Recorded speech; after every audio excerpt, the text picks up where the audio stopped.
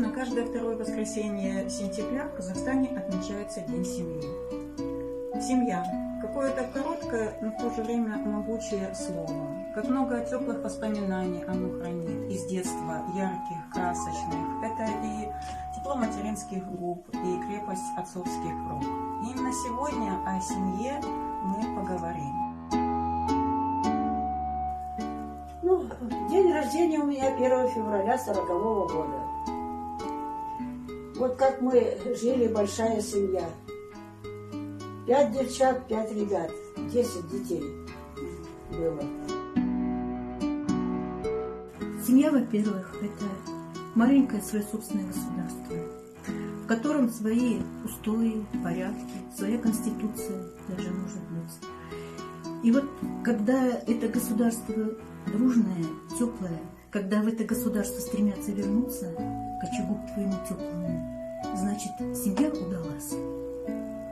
Радость, когда в семье ножки детские топают, смех детский задорный, когда вот так за столом собираются все твои родные, близкие, дети, внуки собираются.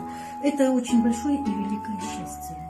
Семья – это уютный, добрый, теплый очаг. В нашей семье 58 лет. Я долго очень жила одна, воспитывала сына.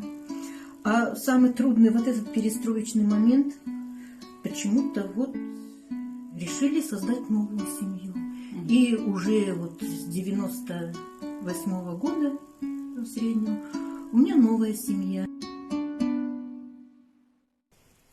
Дни рождения мы все собирались. На день рождения. Да, дни рождения. И детские, и взрослые. Да? Праздники, вот один Новый год, там 1 мая. Новый год это такой семейный праздник. Да, и 1 мая, и Пасхи там встречали.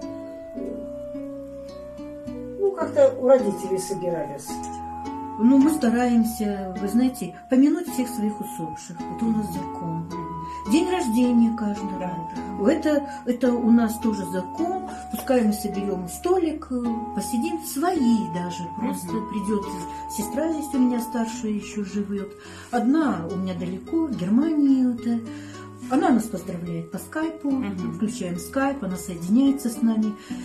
Вот это вот мы стараемся хотя бы кусочек тепла вот этого вот сохранить. Все равно дружба вот между родителями, связь. Связь между поколениями. Связь, да, между поколениями, с родителями. Все нормально, хорошо.